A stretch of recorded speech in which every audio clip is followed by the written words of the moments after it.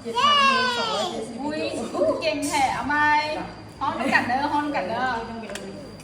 เอามาเอาเดมาก่อนเอามาก่อนเอามาก่อน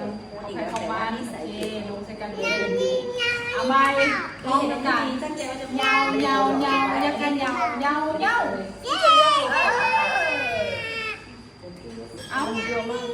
ต้องกระเป๋ายิง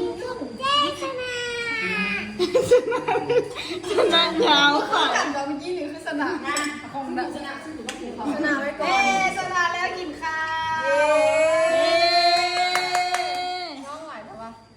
บ้านน้องเลยปะนะเงายิงเงาคนมาเอามาวางก่อน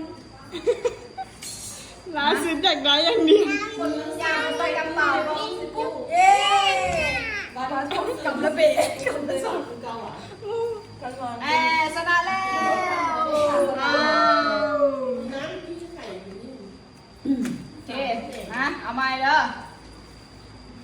ยาวยิงยาวปากกระเป๋าปิงปุ๊บ อันเจ้ากันตัว สนาไปเลยเย่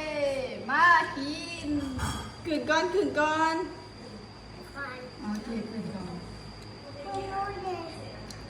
ปะนุงไปเข้าน้ พื้นจะบ่ถือพื้นถ้าเป็นข้าวก็ถือพื้นเนาะถ้าเป็นซิงคูหรือบ่ถือพื้นถ้าเป็นข้าวถือพื้นยาวยิงยาวดอกเอาอะไรล่ะยาวยิงยาวห้องจะได้ยาวยิงยาวปากกระเป๋าปิงฟูมาถึกละห้องถึกละ ำโมเมน โอเคห้องถึกละละ เงายิงเงาปะกระเป๋ายิงสุกบอกไอ้นาไม่ด้วยพี่นาไอ้นาบุ้ย ปิงฟู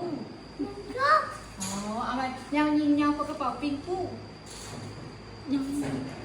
สุก อ๋อยาวยาวแล้วก็ยาวซิงชุกกระแล้วเด้อกระแล้ว กันแล้ว ยาวยิงยาวจริงกระเป๋ายิงซุปถึงแต่